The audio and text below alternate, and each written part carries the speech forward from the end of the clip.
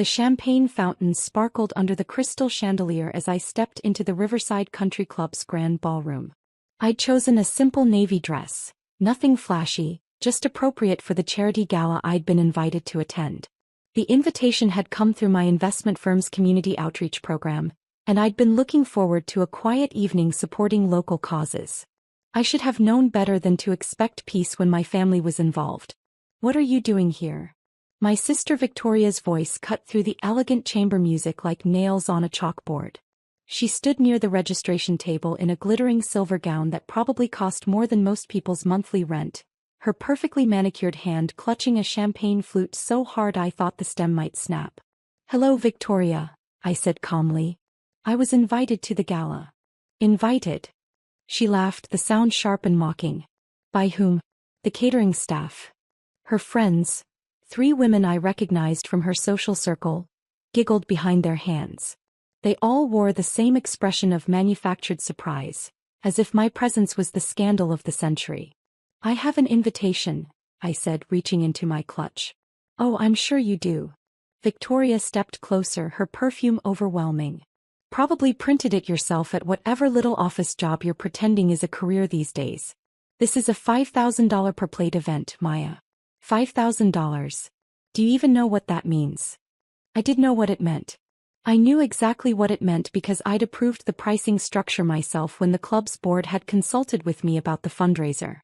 But I said nothing, simply stood there with a slight smile. "Victoria, darling." Our mother's voice rang out across the ballroom. Margaret Anderson swept toward us in a burgundy gown, diamonds glittering at her throat and wrists. Her expression shifted from delight to horror when she saw me. "Maya? What on earth are you doing here?" "She claimed she was invited," Victoria said, her voice dripping with disdain. "Can you believe the audacity?" Mom's lips pressed into a thin line. "Maya, this is not appropriate. This is a gala for successful business professionals and philanthropists. It's not for everyone." "I understand that, Mom." "Do you?" Victoria interjected. "Because you standing here in your discount department store dress, pretending you belong, is actually embarrassing. For all of us. These are our friends, our social circle. You can't just crash events because you're jealous of the life we've built." A small crowd had begun to gather. I recognized several faces, board members, investment partners, business associates. None of them said anything, but I could see the curiosity in their eyes. "I'm not crashing anything," I said quietly. "I was invited." "Show me the invitation then," Victoria demanded, holding out her hand. I pulled the embossed card from my clutch and handed it to her. She snatched it, examined it with narrowed eyes, then thrust it toward Mom. "It looks real," Mom admitted reluctantly. "But Maya, even if someone made a mistake and sent you an invitation, you must understand that this isn't your world. The Riverside Country Club is one of the most exclusive establishments in the state. Memberships here cost over $100,000 annually. The waiting list is 3 years long. These people are CEOs, entrepreneurs, old money families. They're not." She trailed off, but I knew what she meant to say. "They're not like you." My family had always seen me as the disappointment. While Victoria had married Richard Holloway, heir to a commercial real estate empire, and Mom had maintained her position in high society after Dad's death, I'd quietly pursued my own path. They assumed I worked some mundane office job because I never talked about my work. They assumed I struggled financially because I drove a practical sedan instead of a luxury car. They assumed I was jealous of their lifestyle because I didn't flaunt wealth. They assumed wrong about everything. "Mom's right," Victoria said, warming to her theme. "Do you know who's here tonight? The governor. 3 state senators. The CEO of Patterson Industries. The chairman of Westfield Bank. These are people who actually matter, Maya. People with real influence and real money. You being here makes us look bad. It makes it look like we're the kind of family that doesn't know our place." "Our place," I repeated softly. "Yes, our place. Victoria and I belong here. You belong somewhere else. Somewhere more suited to your level." Mom's expression was almost pitying. "Surely you can understand that, dear. It's not personal. It's just reality." Richard appeared at Victoria's elbow, his expression troubled. "Victoria, maybe we should." "Stay out of this, Richard," Victoria snapped. This is family business. My sister needs to understand boundaries. A distinguished-looking man in a tuxedo approached our group. James Whitmore, the club's general manager, wore an expression of professional concern. Is everything all right here, ladies? No, everything is not all right, Victoria said immediately. This woman doesn't belong here. I don't know how she got in, but she needs to be removed immediately. This woman is my sister, Mom explained, her tone apologetic. She seems to have gotten an invitation somehow, but this really isn't an appropriate event for her. We don't want to cause a scene, but could you please escort her out quietly? James looked at me, his expression carefully neutral. Ms. Anderson, is there an issue with your invitation? There's no issue at all, James, I said calmly. My invitation is legitimate. Her invitation might be real, but her presence here certainly isn't legitimate, Victoria insisted. Look, I don't know if someone made a clerical error or if she somehow manipulated her way onto the guest list, but this needs to be corrected immediately. My mother and I are long-standing members of this club. We've been coming here for 15 years. We know everyone here. We belong here. She doesn't. I'm sure there's been a misunderstanding, James said diplomatically. The only misunderstanding is my sister's complete inability to recognize when she's out of her depth, Victoria said. Her voice had risen, drawing more attention. At least 30 people were now watching the scene unfold. She's always been like this, grasping at things beyond her reach. It's pathetic. Victoria, please, Richard said quietly. People are watching. Good. Let them watch. Let them see that the Anderson family doesn't tolerate social climbing, even from our own relatives. Victoria turned back to James. I want to speak to the owner. Right now. Get me the owner of this club immediately. My heart skipped a beat, but I kept my expression serene. Victoria, I don't think that's necessary, James began. I don't care what you think is necessary, Victoria snapped. I am a member of this club. A dues-paying, respected member. I'm telling you to get the owner here right now so they can deal with this situation appropriately. My sister is not supposed to be here and someone needs to take responsibility for this disaster. Mom nodded firmly. I agree. Get the owner. This has gone on long enough. Maya needs to leave and whoever allowed her in needs to be held accountable. The crowd had grown larger. I could see phones being discreetly positioned, people pretending not to record while clearly capturing every moment. In the age of social media, scenes like this had a way of going viral. James looked at me again and I saw the slightest hint of amusement in his eyes. Are you certain you want me to proceed with this request? He asked Victoria. Are you deaf? Victoria demanded. Yes, I want you to proceed. Get the owner here immediately, or I'll make sure you're looking for a new job by Monday morning. Very well, James said smoothly. He pulled out his phone and made a brief call. The owner will be here momentarily. Victoria smiled triumphantly. Good. Finally, someone who understands how things work around here. Mom patted Victoria's arm. You did the right thing, dear. Sometimes tough love is necessary even with family. I just hope Maya learns from this, Victoria said, loud enough for everyone to hear. She's always had delusions of grandeur. Always thought she was better than her station in life. Maybe public humiliation is the wake-up call she needs. Richard looked increasingly uncomfortable. Victoria, maybe we could handle this more privately. No, Victoria cut him off. This needs to be public. Maya needs to understand once and for all that she can't just pretend to be something she's not. She can't walk into places like this and expect to be treated like she belongs. There are rules. There are standards. There are levels to society and she needs to accept her level. 3 more people approached our growing circle. I recognized them all. Catherine Price, president of the club's board of directors, Thomas Chin, the club's head of operations, and Margaret Sutton, the legal counsel. They all nodded to me subtly and I returned the gesture with the slightest incline of my head. What's this about? Catherine asked James. Ms. Holloway has requested to speak with the owner, James explained. She believes there's been an error with the guest list.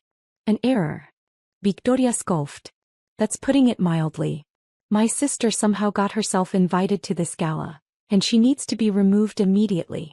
She doesn't belong here. Anyone with eyes can see that. Mom stepped forward. I apologize for the disturbance, but Victoria is absolutely right. Maya is not part of this social circle. She doesn't have the means or the standing to attend an event like this. Surely you understand our position. I see, Catherine said carefully. And you'd like the owner to address this situation? Immediately, Victoria confirmed. I don't know what kind of lax standards have been allowed lately, but this is unacceptable. The Riverside Country Club has a reputation to maintain. Allowing just anyone to waltz in diminishes that reputation. Just anyone? Thomas repeated. You know what I mean, Victoria said impatiently. People who don't belong. People who can't afford to be here. People who aren't actually successful or important. People like my sister. The cruelty in her voice was breathtaking. We'd grown apart over the years, but I'd never realized how deep her disdain ran. Or perhaps I had known and simply chosen not to acknowledge it. The owner should be here any moment, James said, checking his watch. Though I should mention. I don't need your commentary, Victoria interrupted. I need results. How long does it take to get one person down here? Actually, Catherine said slowly, the owner is already present. What?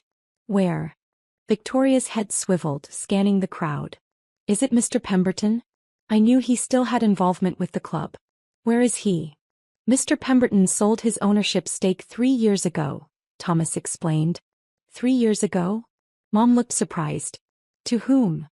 To a private investment group initially, Margaret, the legal counsel, said.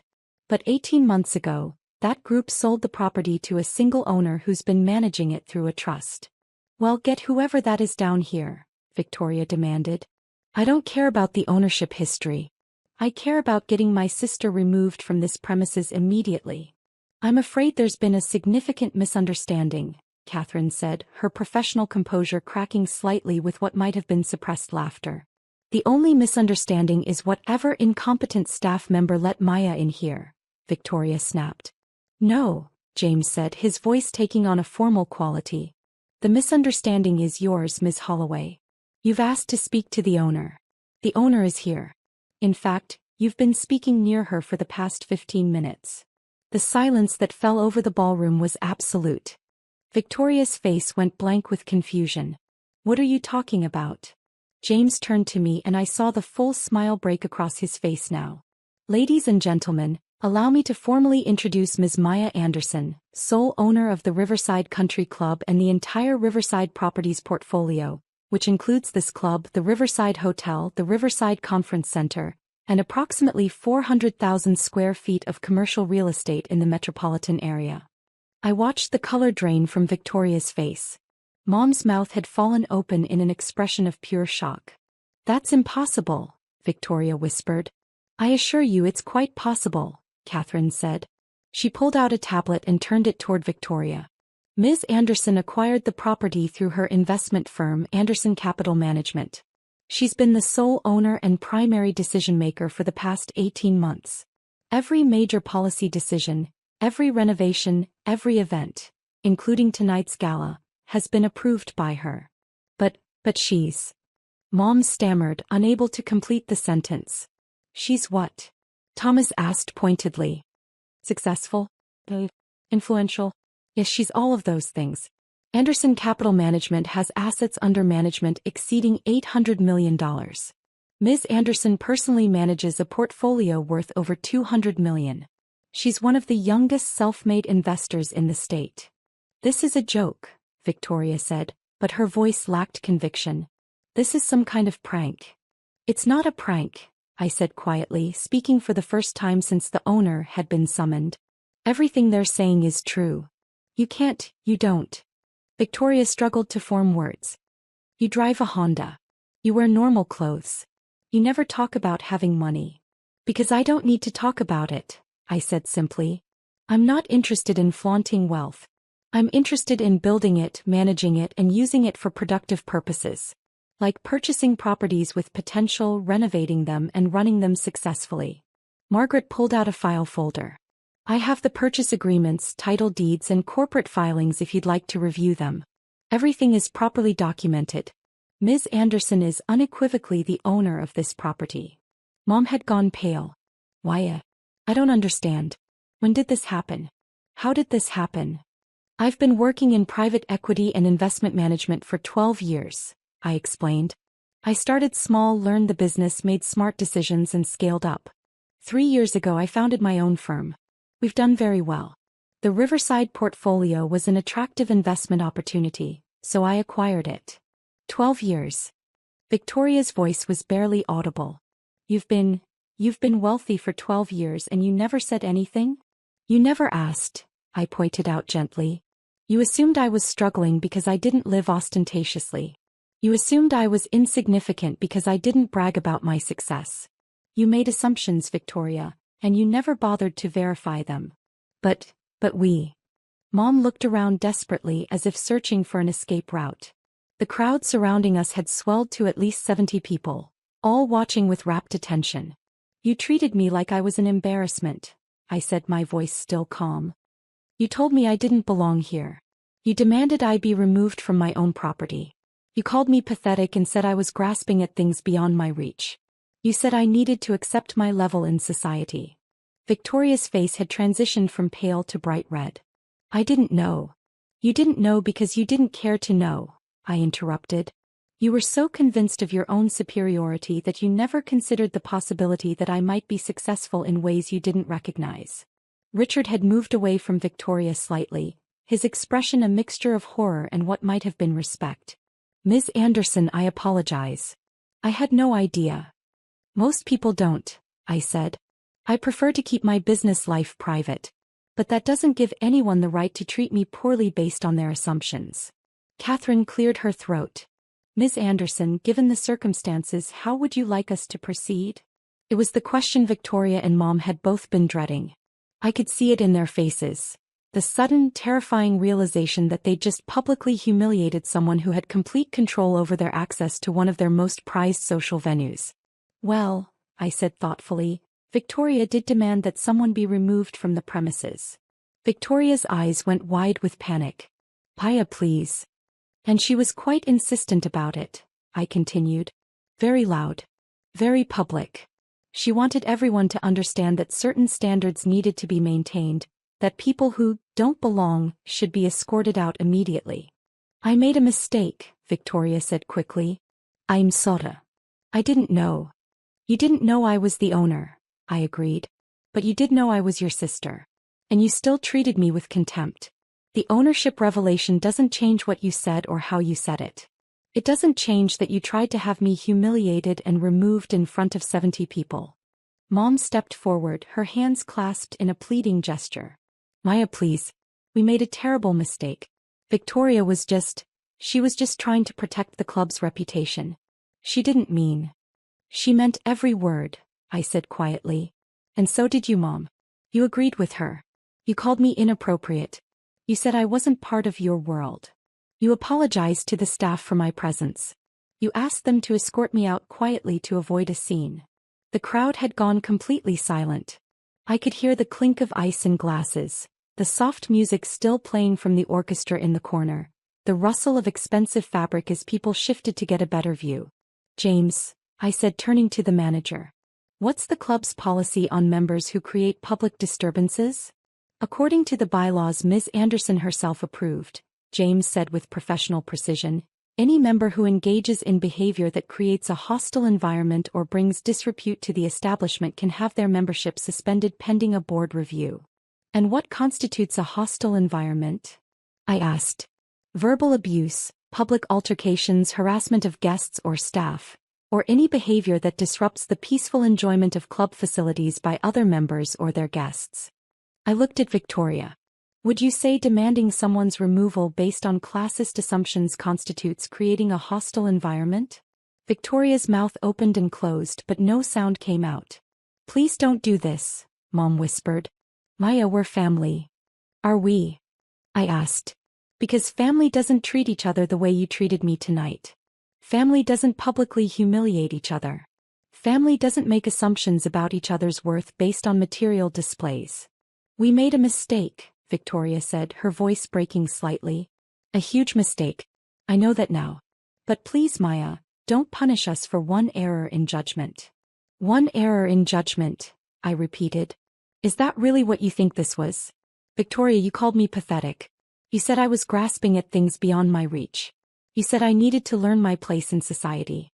Those aren't errors in judgment. Those are reflections of how you truly see me, or at least how you saw me until 5 minutes ago. I was wrong, Victoria said desperately. I was completely wrong. I see that now. You see it now because you learned I have money and power, I said. But if I were actually the struggling office worker you thought I was, would you see it? Would you think you were wrong for treating that person the way you treated me? The question hung in the air unanswered. Catherine leaned in close to me. Ms. Anderson, the board would support whatever decision you make in this situation. I took a breath, considering my options. I could have their memberships revoked immediately. I could ban them from the property permanently. I could make a scene that would echo through their social circles for years. They'd given me every justification and part of me wanted to exercise that power. But I'd built my success on being better than that. Victoria, Mom, I said finally. Your memberships are suspended for 6 months, effective immediately. During that suspension, you'll have no access to club facilities, no voting rights in club matters and no guest privileges. After 6 months, the board will review your conduct and determine whether reinstatement is appropriate. 6 months. Victoria gasped. But the governor's ball is next month. The charity tennis tournament is in 8 weeks. I'm on the planning committee for... You were on the planning committee, Catherine corrected. Your suspension removes you from all club committees and activities. Mom looked devastated. Maya, please reconsider. 6 months is so long. What will people think? They'll think exactly what they should think, I said. That actions have consequences. That cruelty isn't acceptable, even in exclusive social clubs. That family means something, or it should. You're destroying our social lives, Victoria said, tears now visible in her eyes. Do you understand that? This club is everything to us. Our friends are here. Our connections are here. Our entire social calendar revolves around this place. Then perhaps you should have thought of that before you tried to destroy what you believed was my dignity, I replied. You wanted me removed because you thought I was beneath you. Now you're being removed because your behavior was beneath the standards of this establishment. James gestured to 2 security personnel who had been standing nearby. Ms. Holloway, Mrs. Anderson, will need you to collect your belongings and exit the premises. You'll receive formal documentation of the suspension by courier tomorrow. This is insane, Victoria said, but she was already moving toward the coat check, Richard trailing behind her with an apologetic expression. You're being vindictive. You're punishing us for not knowing about your secret life. I'm holding you accountable for how you treat people, I corrected. If you treated me with basic respect, with the kindness any person deserves regardless of their financial status, we wouldn't be in this situation. The fact that I own this property is irrelevant to the fundamental issue of how you chose to behave. Mom paused before following Victoria. I never meant to hurt you, Maya. But you did hurt me, I said quietly. And the sad part is, you only care now because you've learned it was a strategic mistake, not because it was a moral one. She flinched, then turned and walked away. The crowd began to disperse, buzzing with conversation. I could already imagine the texts flying across the city, the social media posts being carefully crafted, the scandals spreading through elite circles like wildfire. Catherine touched my arm gently. That was handled with remarkable restraint, Ms. Anderson. Most owners would have been far less merciful. I don't want revenge, I said. I want them to learn something. Though I'm not optimistic about the outcome. The 6-month suspension was wise, Thomas said. Long enough to be meaningful, short enough to not be permanent damage. Though I suspect they'll be much more careful about their assumptions in the future. One can hope, I said. James approached with a fresh glass of champagne. Your table is ready whenever you'd like to sit, Ms. Anderson. We have you positioned near the governor. He's been eager to discuss the club's expansion plans with you. I accepted the glass and took a moment to collect myself. The confrontation had been exhausting, even though I'd maintained my composure throughout. Part of me felt guilty for the public nature of my family's humiliation. But a larger part recognized that they'd created this situation themselves. As I walked toward my table, I passed Richard, who was waiting for his coat. He caught my eye and stepped close enough to speak quietly. For what it's worth, Ms. Anderson, I'm genuinely impressed, he said. Not just with your success, though that's remarkable, but with how you handled that situation. You could have destroyed them completely. You showed restraint. I showed consequences, I corrected. There's a difference. True, he acknowledged. I suspect Victoria will need some time to process this. She's not accustomed to being on the receiving end of reality. Are any of us? I asked. He smiled slightly. Fair point. I hope when things settle we might be able to maintain a cordial relationship. I've always thought you were more than you appeared to be. I just didn't realize how much more. Time will tell, I said noncommittally. The rest of the evening proceeded smoothly.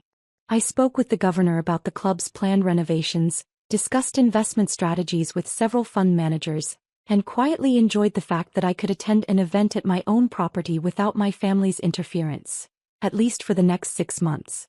As the gala wound down, Catherine found me near the terrace doors. The board will meet tomorrow to formally process the suspension. I don't anticipate any issues. Your decision was well within your authority and, if I may say so, entirely justified. Thank you, I said. May I ask, will you tell anyone else in your family? About your ownership, your success? I considered the question. Eventually, perhaps. But I think I'll maintain my privacy for now. Tonight proved that some people only show their true character when they think there are no consequences. I'd rather see who people really are than who they pretend to be when they think I'm powerful. Catherine nodded thoughtfully. A wise philosophy, though potentially lonely. Potentially, I agreed. But I'd rather be lonely with the truth than surrounded by people who only respect me for my money. As I drove home that night in my practical Honda, I reflected on the evening's events. Victoria and Mom would spend the next 6 months locked out of their primary social venue, explaining to their friends why they were suddenly absent from every club event. They'd tell their version of the story, certainly, probably painting themselves as victims of my vindictiveness. But the truth would spread too. The 70 witnesses would share what they'd seen. 2 women treating a family member with contempt, demanding her removal, only to discover she owned the entire property.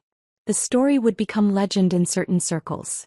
A cautionary tale about assumptions and arrogance. Would they learn from this? Would they genuinely change their perspectives on how to treat people? I wasn't sure. Suspending their memberships was a consequence, but consequences don't automatically create growth or understanding. Still, I'd done what I could. I'd maintained my dignity, enforced appropriate boundaries, and made it clear that cruelty, even family cruelty, wouldn't be tolerated in spaces I controlled. The rest was up to them. As I pulled into my driveway, my house modest by billionaire standards but comfortable and genuinely mine, I felt a strange mix of satisfaction and sadness. Satisfaction at having stood up for myself. Sadness that it had been necessary at all. My phone buzzed with a text from James. Ms. Anderson wanted to confirm that all procedures were followed appropriately this evening. Also wanted to say personally that it was an honor to witness you handle that situation with such grace. The club is lucky to have you as its owner. I smiled and typed back, "Thank you, James. I appreciate your support tonight." Another text arrived, this one from a number I didn't recognize. "This is Richard Holloway. I got your number from the club's member directory. Hope that's all right. Just wanted to reiterate my respect for how you conducted yourself tonight. Victoria's process. I think this might actually be good for her in the long run. Best, Richard." I stared at that message for a long moment before responding. "Thank you, Richard. I hope you're right." The night was quiet as I changed into comfortable clothes and settled onto my couch with a book. Tomorrow the full fallout would begin. There would be phone calls, possibly attempts at reconciliation motivated by fear rather than genuine regret, and definitely ongoing gossip in social circles. But tonight I'd proven something important, not to my family but to myself. I'd proven that I could face their cruelty without compromising my own standards. I could exercise power without becoming cruel myself. I could set boundaries without becoming vindictive. And most importantly, I'd proven that my worth wasn't determined by their recognition or approval. I'd built something real, something meaningful, something entirely mine. Their failure to see it didn't diminish it. Their contempt didn't reduce it. Their assumptions didn't change reality. I was successful not because they acknowledged it but because I'd worked for it. I was valuable not because they validated me but because I'd created value. I belonged not because they accepted me, but because I'd earned my place through competence and effort. The Riverside Country Club was mine, not because of inheritance or luck, but because I'd seen an opportunity, assembled the capital, negotiated the purchase, and managed the property successfully. Everything I had, I'd built myself. And that truth remained constant regardless of whether my family chose to recognize it or not. As I turned off the lights and headed to bed, I felt a quiet peace settle over me. Tomorrow would bring new challenges. But tonight I'd stood my ground, maintained my integrity, and refused to let cruelty go unanswered. Sometimes that's all we can do. And sometimes that's enough.